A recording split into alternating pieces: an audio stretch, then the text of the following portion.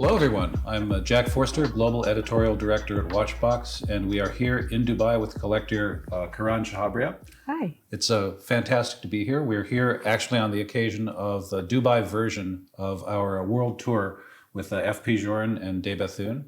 And it's given us an opportunity, of course, to meet some local folks and talk to some collectors here in Dubai, where the collector community, I think, is one of the strongest in the world. So welcome. Thank you. Thank you so much. Yeah, thank you. Thank you for joining us. So I thought we would just jump right in. I would love to know a little bit about you, and also obviously we'd like to talk about how you sort of developed an interest in watches and how your sort of journey as a collector evolved. Okay. Well, I'm a part of my family business, which is in consumer electronics, so really nothing to do with watches, but I'm the youngest of three girls. And I think I wanted to be the son that my father never had, and because of which I was always more drawn to boys' toys and things that he was more interested in, of which watches was one such interest. And so I grabbed that and ran with it, and have had a love for watches ever since. Do you remember any watch in particular from your father's collection? Anything that you sort of noticed early on? I don't think I was very brand aware, but he was very discreet. For him, it was always leather strap, platinum, just very, very discreet watches. So yeah, no, there's no particular one that's time. His favorite was Patek. So this is way before a lot of Indians were wearing the brand. So I always knew that I would want one as part of my collection one day. You always knew that you would want a Patek Philippe in particular at some point. Now, we had an opportunity to sit down and chat a little bit yesterday before sitting down today in front of the cameras. And one of the things that you mentioned was that you had actually gone to school in Switzerland. Do you think that had anything to do with your sort of developing an interest in watches? Well, not really. As I was telling you yesterday, I went to a school called Le Rosé, which is the most, in the Guinness Book of World Records, as being known as the most expensive school in the world. And with that came a sort of weird democracy where everyone was equal, because there are no haves and have-nots. So nobody was very interested in designer clothing and watches and stuff like that. That love didn't exist, whereas you would think it would be the complete opposite. You would think. Yeah, but no, not particularly, no. I mean, it's interesting that in an institution like Philosophies, it's there's really no way to show off, right? So you generally just sort of do things for your own reason, and you distinguish yourself by who you are, not by what you have. Absolutely, and this was what we were talking about yesterday, that your individuality really comes out, because if everyone loves the same thing, you will be, and we were talking about this yesterday, wine drinkers, truffle eaters, ski lovers. Ski vacationing. Yes, ski vacationers. So because everyone is equal, you want to sort of really find your own true voice and say, hey, what is it that I'm really interested in? And a school like that really helps cultivate that. And after that, you went to university in the United States? Yes, I was at Boston College. And at that point, had your interest in watches started to develop, or was there something else that you had begun to collect at that point? I think that was the point when I was developing more of my love for books. It was a development of character, not really a development of any particular collection per se. So yeah, I don't think at that point watches was my main focus. But leading up to that point, handbags and watches had always been loves. But I think I sort of took a break when I was traveling. I was not the most responsible of kids, so my parents were not about to indulge me with anything expensive. So they were happy to buy me the swatches, but nothing too fancy. You have an enormous collection of Hermes bags. I think Hermes is the brand that you sort of have chosen to specialize in. Yes, I love Hermes. It's not a brand that I have chosen. I think they sort of chose me. Well, the handbags chose me, not the brand. But I've just loved Hermes bags for very long. But now I think it's become so commoditized that everyone's wearing it, and it's sort of taken the joy away a little bit. So I'm enjoying dabbling into, other brands and finding my way around in there as well, just as I am in the watch world. I mean, it's interesting that you mentioned the commoditization of handbag collecting, because something similar has kind of happened in the watch world. Absolutely. And this is something else that we spoke about yesterday, where everyone wants to be a watch collector. And you said, oh, it's so great to see new people fall in love with watches. And I said, I hate to sound like a snob, but was it inherent? If watch collecting wasn't cool, if it wasn't financially beneficial, how many people would be doing it? So I have a different view on that, but Yeah, I mean, we're in a weird situation now where I've been interested in watches for probably 40 years, 30 years, and writing about them semi-professionally and professionally for probably 20, and I've never seen anything like the degree of interest globally that there is for watches, and it's become a general phenomenon. The awareness of watches and the desire for watches is like nothing that I've seen before, and of course, the ability of the watch industry to keep up production has not kept pace at all with the demand. And simple supply and demand, prices naturally go up. Prices go up for everything, for new watches and for pre-owned watches. And we now have arrived at a point where we look at watches and luxury watches as an asset class. And they've actually outperformed the S&P 500 in cryptocurrency, both over the last couple of years. It's really astonishing. it is astonishing, but then it screws over actual watch lovers and watch collectors like me, where all of a sudden it is the exact Hermes model. You need to buy X amount of stuff to get Y when you really just want Y. And you're a true lover, true passionate collector, have been loyal to the brand for 20 years, but there's still a game that you have to play. The exact same with watches as well, which is really disappointing, which is why I'm now trying to move even in the watch, in my watch collection into independence and just having fun and falling in love with watches. So, which is why even when you ask me to bring some of the watches that I love, it's split 50-50. There are 50% of the high-end ones and 50% of brands that nobody's heard of.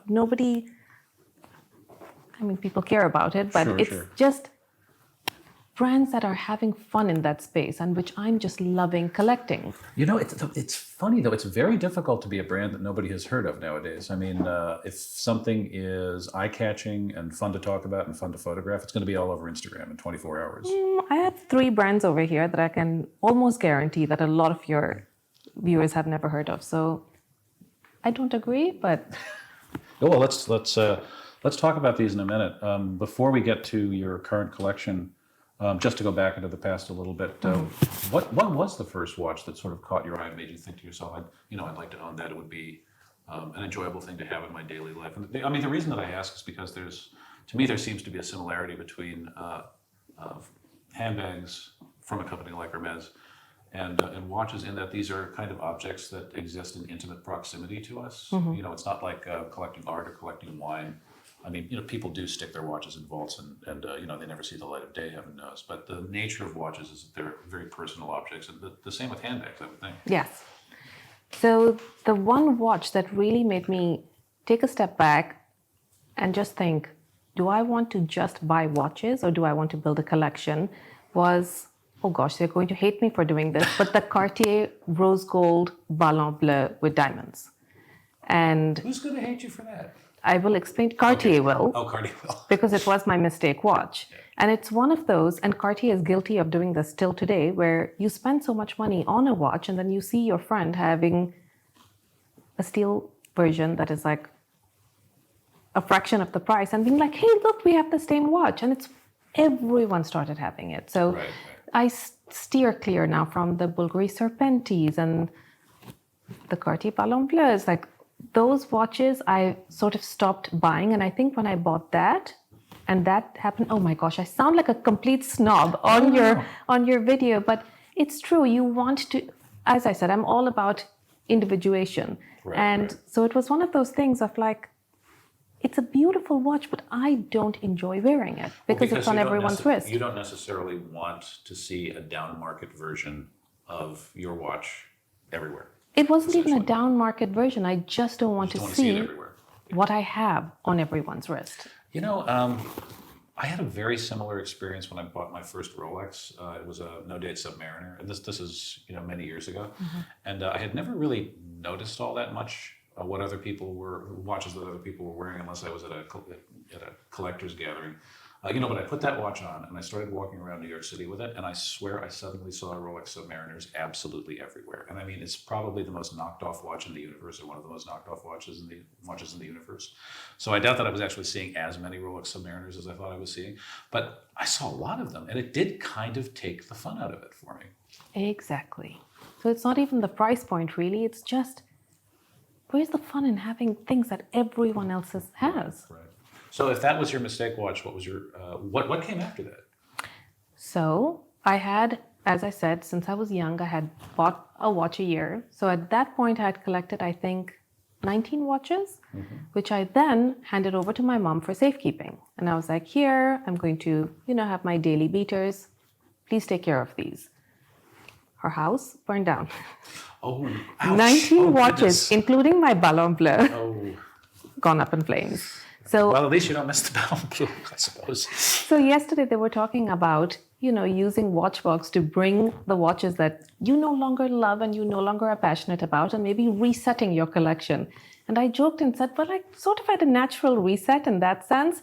So after that, when I went into buying watches again, I think my Patek steel Aquanaut came next. And again, it was one of those, you're paying how much for a steel with a rubber strap? My family thought I was bonkers.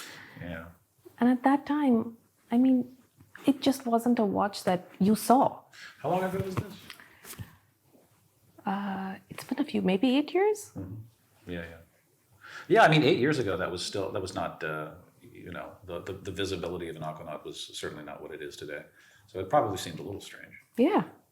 And especially over here, and especially because I was a female collector. And all of a sudden, I just straight switched to men's watches. And that caused even more confusion. Like, you're buying a men's weird looking rubber strap. Like, it just doesn't make sense. I mean, the whole idea of gendered watches is something, it's a very strong topic for conversation in the collector community nowadays. And I mean, I have to say, honestly, I don't really think that there are some exceptions, of course, but the watch industry historically has been very committed, because it makes it easy for them to categorize their own products. They've been very, very committed to the idea of, this is a men's watch, this is a woman's watch. And the difference between the two is usually size and whether or not jewels are present.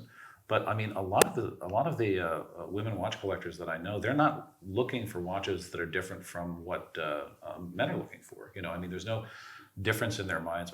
A good watch, a desirable watch, an interesting watch is a good, desirable, and interesting watch, whether you're a man or a woman. So the watch kind of comes first, and you're not looking for something that is specifically designed for a man or specifically designed for a woman. Well, when I walk around in the world, a lot of women have similar watches, and it's more about the metal and the diamonds. They aren't really interested in the movement or differentiating themselves. That comes with their clothes and their shoes and their handbags and their jewelry. So I don't agree with you. I think a lot of women are more focused into buying. If they're spending that kind of money, they're not going for movements. They're going for jewels, and that still holds true. I think that certainly is true in general. I was speaking more of serious watches. Yes. So when I wanted to join the Dubai Watch Club, I requested the gentleman and said, listen, I'm a female collector, but I want to be part of your club. And they kept pointing me towards the Dubai Watch Club girls. Right. And I was like, listen, I want to understand movements and I want to see what the men are wearing and buying. So please allow me to be a part of this. I think I was the second woman on there. Till then, I got invited to join the Dubai Watch Club girls. These girls know their stuff. And I was like, there I was, being snooty and being like, no, I want to be a part of the boys. Right. The girls over here, they know their stuff. Sure. So they're very well read, very well seasoned, incredible watch collectors. So what do you look at? How has your sort of journey as a collector progressed since the Patek? And what do you look for and look at now? I buy things I like. I don't go too off the beaten path, so I don't get too crazy, but I need to love it. So if a watch is popular, that's not something that I'm going to run out and buy it. Like Rolex, I have a very good relationship with the Khimji Ramdas family in Oman, and they've helped me get some very stunning and exclusive pieces, as you will see in a moment. But a Pepsi, for example, or a Hulk, or these watches, they were not out of my reach. Right. But I didn't want them because I didn't love them. So it was, again, one of those, if you're able to get it, it sort of gives you a sense of, you're not doing it for the chase, but you really sit back and be like, do I want to spend money on this? If I can't get it, do I really love it and do I want it? So Yeah, it was just one of those things. There are a few watches that I'm chasing after till today, which are not watches that people are crazy about. My next watch, I actually want a Hublot, which most watch collectors just go, no, you don't sit with us, you don't come Do you talk think to that's us. changing though? I mean, I'm seeing Is more it? and more. Well, I mean, for 7 years I was editor-in-chief at Hodinkee.com, and during that period, I saw the American collector community kind of go from just dismissing Hublot out of hand to actually saying, well, now wait a minute, this brand is an important part of the evolution of luxury watches and luxury watchmaking. Certainly over the last 20 years, it's been innovative in design and innovative in materials in many respects. And like, maybe it's not for me, but that doesn't mean that it's an inherently bad watch or an inherently bad company. And it doesn't mean that there's no real content there. Let's just put it this way. The gentleman who's helping me source the watch is trying to talk me out of it. It's trying to talk you out of Saying, it. just wait, Watches and Wonders is around the corner. Just have some patience. Oh, he We'll wants you to wait find to it." see what the new stuff is. No, he's just like, please don't buy Hublot. I can source it for you. We'll get you a discount. Please don't touch it. So, no, I don't agree. At least over here, that hasn't changed. And because it's gotten such a bad reputation, a lot of people just say, please stay away. Well, but I mean, you've been collecting, for long enough and thoughtfully for long enough that you know your own mind, right? I mean, you're not. It's whether what other people think is not necessarily something you take into consideration. Which is why it's going to be my next watch. Good for you. I mean, but it takes a little while to sort of develop your own taste, doesn't it? I mean, I think that there's a tendency, especially nowadays when it's so easy to go on the internet and within 5 minutes you can see what the top 5 most popular watches are. Mm-hmm. It's very easy to start buying what you think you should buy instead of what you actually want and what's going to give you satisfaction. Absolutely. Which is where availability comes in. Because there's one thing that says if everything is available, then what do you gravitate towards? So that's a good benchmark with some brands. But with the other brands, how desperate are you to have it? And then if you're entering the auction world, how much are you willing to pay to own something? And that really says, yeah, it takes a while. But with anything, even if you are into fashion, it takes a while to know to have a signature look, or with handbags, a signature brand or things, Yeah, I mean, Rolex, for instance, or certain popular Patek models. These are easy things to want and to buy because you sort of don't have to think about it, right? I mean, they've been widely endorsed by the larger sort of luxury community, and I mean, most watch enthusiasts, whether or not they actually collect Rolex, at least understand what the brand represents and have a lot of respect for it.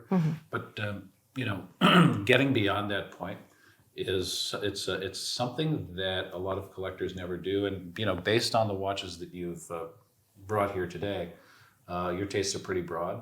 And if we look at some of the stuff that's on the table, I mean, we've got an enormous range of watches here. So everything from this Bamford Snoopy to a Rainbow Daytona is it's an easy watch to love. Yeah. So tell us a little bit about what's on the table. So I decided when I was picking watches for the video today, I thought I would pick watches that I had feelings towards, which sort of encapsulate a story rather than, oh, this is a nice to buy and it's a nice to have, and so let me bring it. The Rainbow was my 40th birthday gift to myself, so that definitely is the most commercial watch, I would think, on the table. But yeah, there are a lot of them, two in particular, which as I had given you a heads up, that just have a beautiful story because I believe I manifested them into my life. So yeah, should I just... Sure. So as I said, the Kinjis in Oman were kind enough to source me this watch, and I gave them a heads up. The minute I saw it, I wrote to them and said, listen, need to have this as part of my collection. Luckily, I have a good enough relationship with them where they were kind enough to source this for me and sell me this.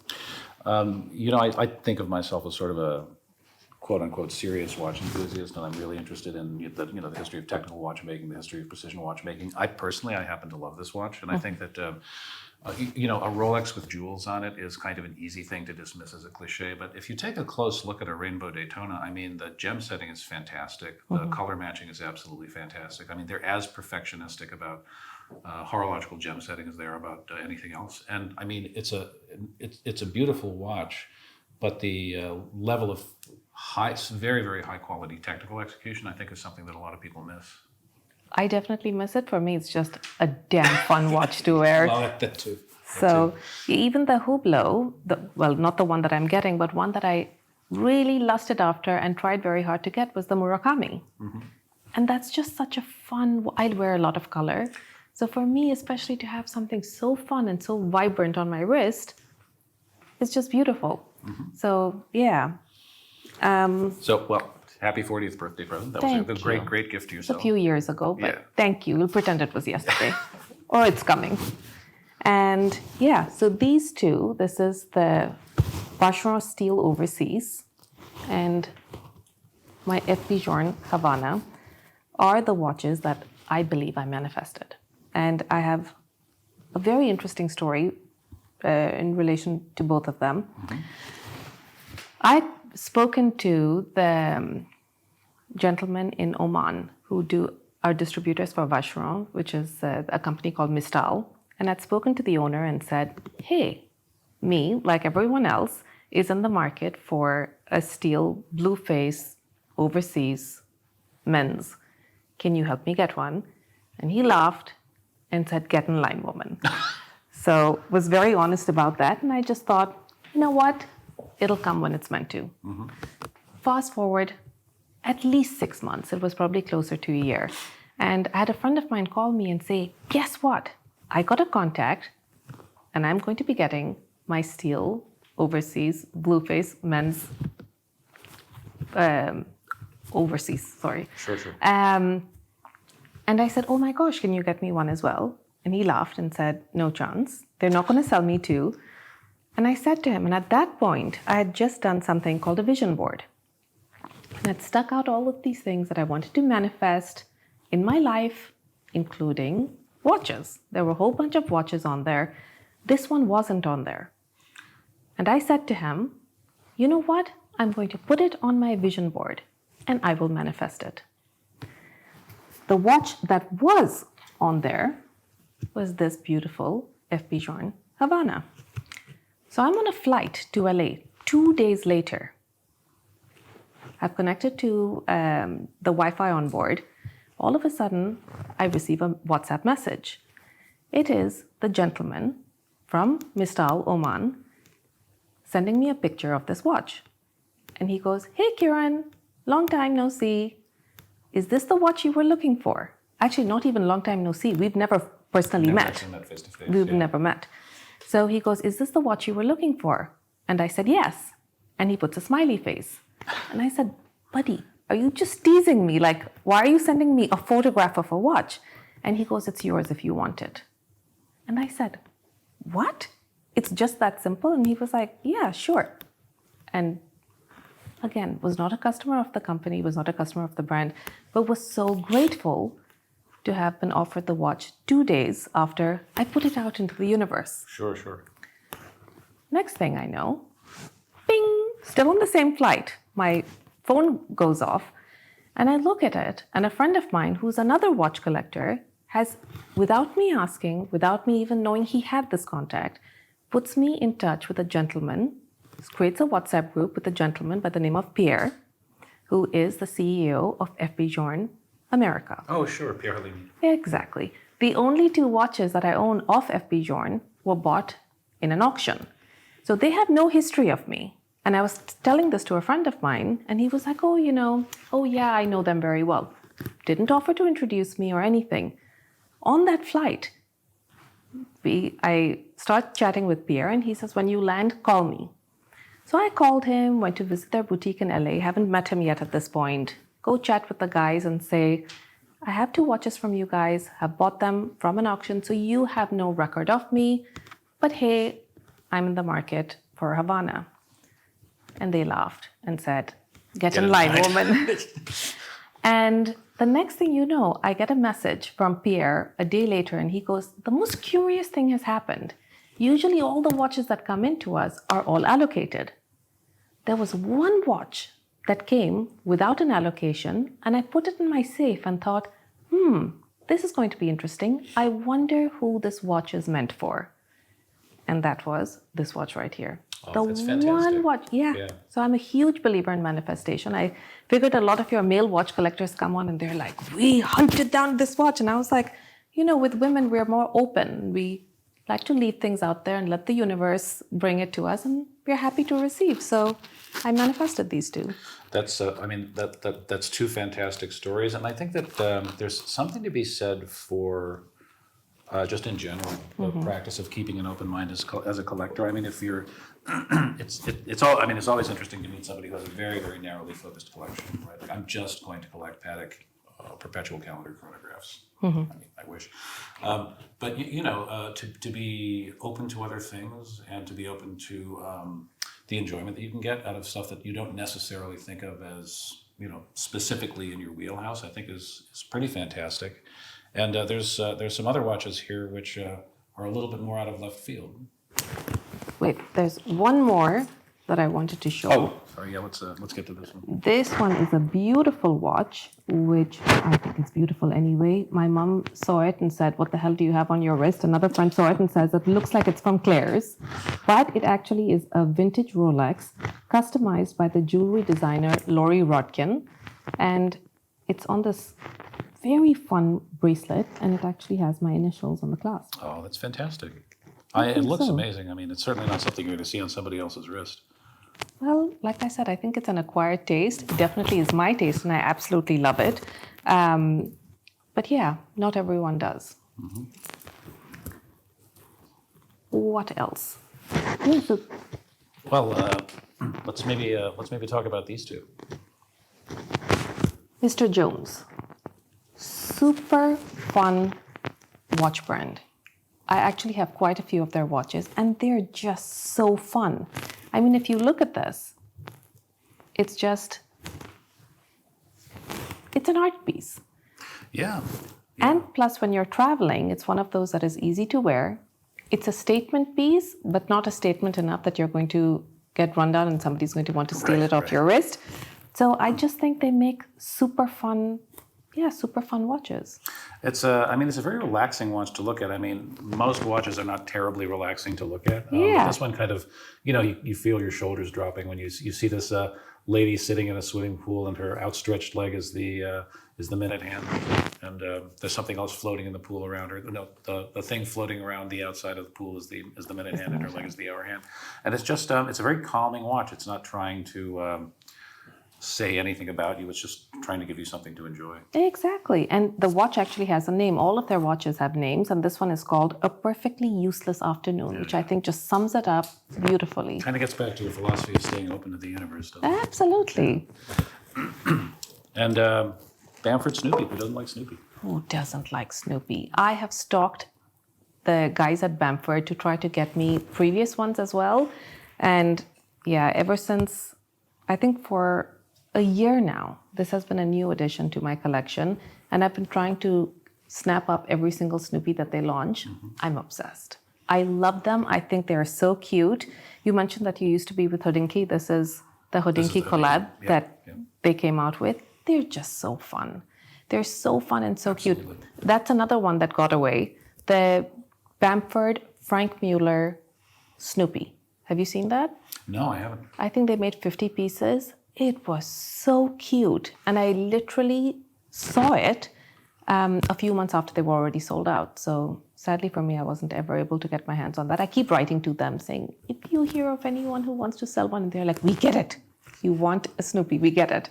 But yeah, I love my Bamford Snoopy editions. Yeah, their owners in general seem to love them. I mean, they don't show up on the secondary market.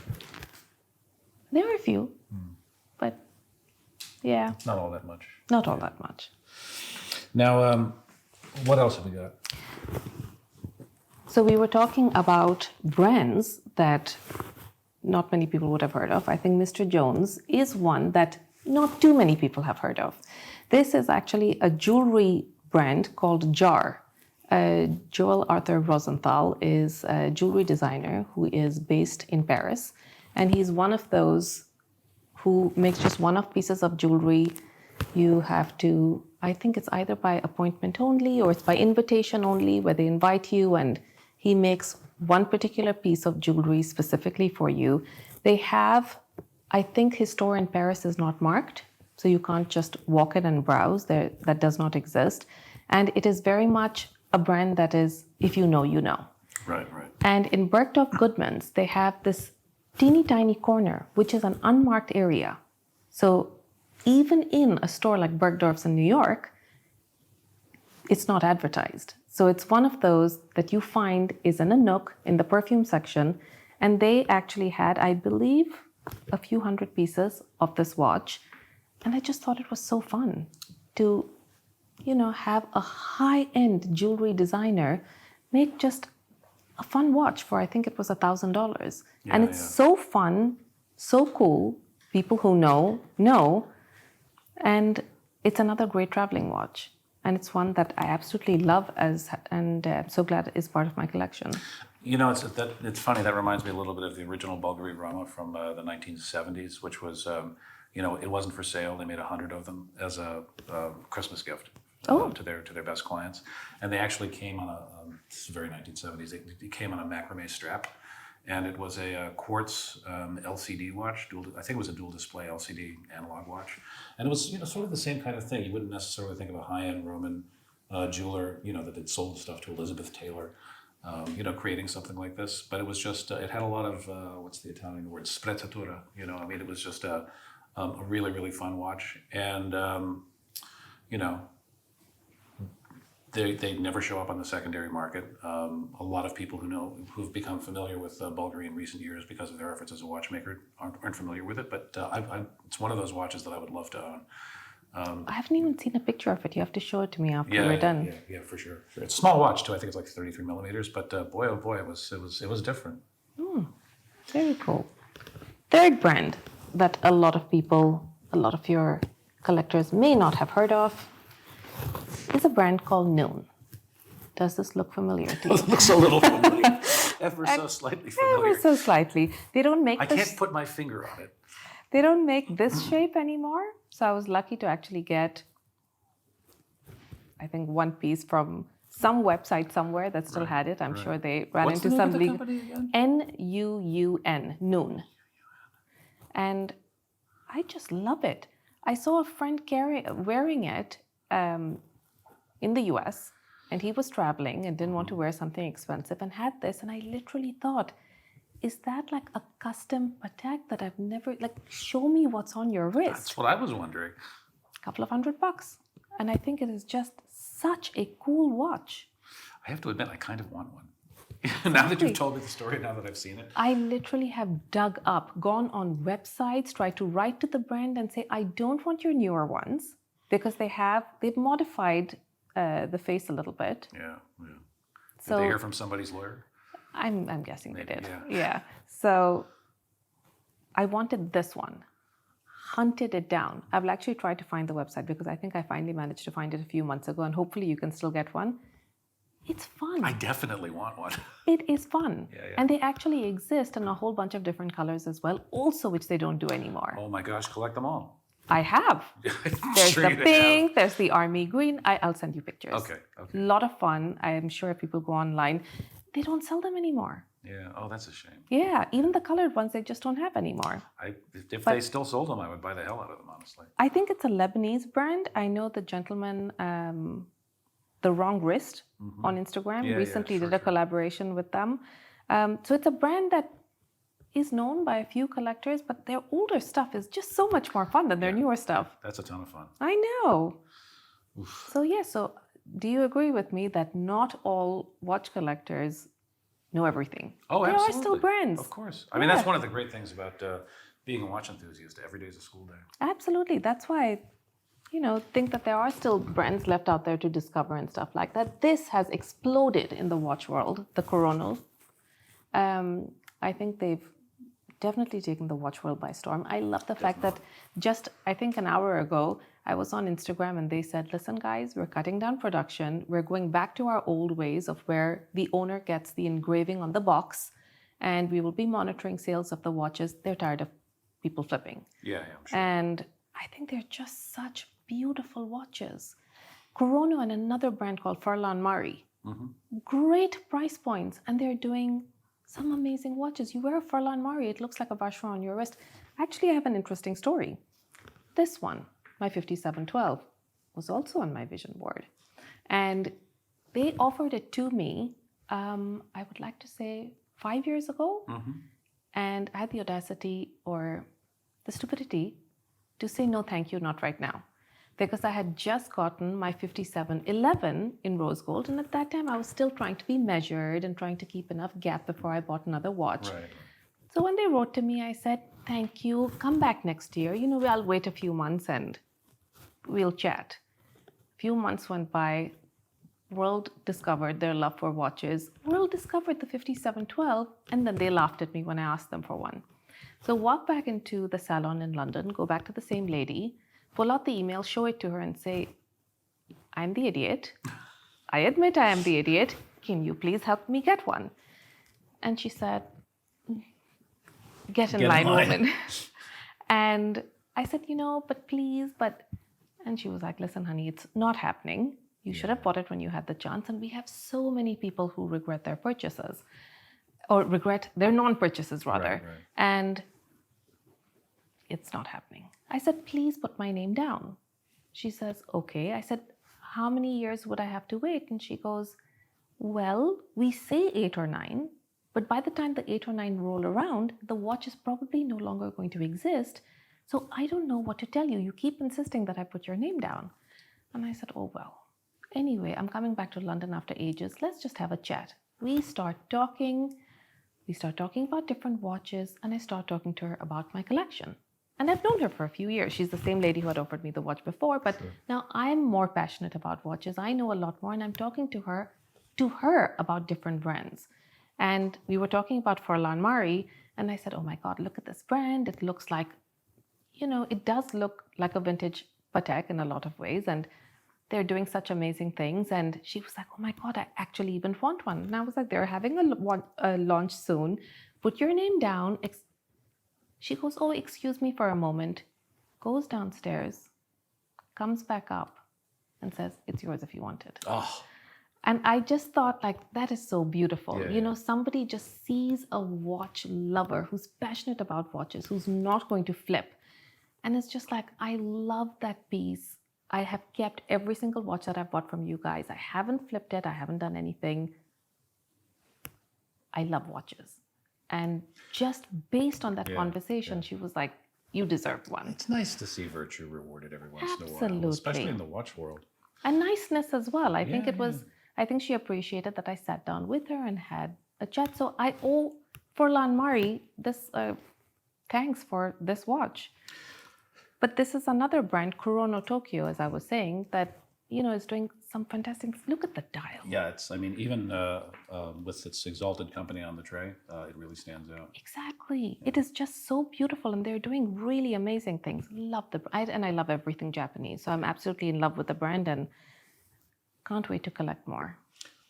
Speaking of collecting more, I think you.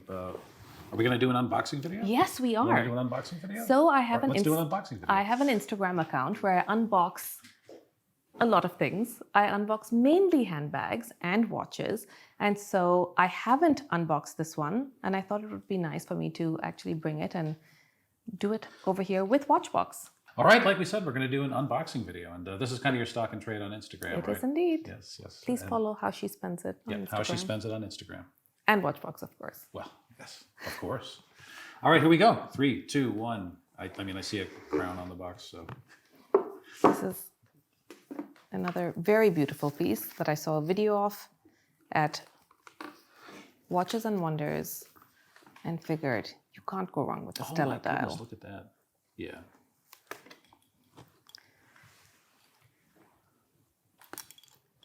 Isn't this just such a gorgeous piece? Yeah, that's amazing. I mean, it really does. It's really kind of the whole package. I mean, the case material, the gem setting, the color of the strap, and the way that everything kind of plays off the color of the dial. Yeah. I mean, that is just fantastic. I literally sweat a little bit because I had to buy it sight unseen. And from Oman, they told me, your watch is here. You've been chasing up after it. It ain't cheap. Do you still want it? And I took a leap of faith, and I held it and I gasped.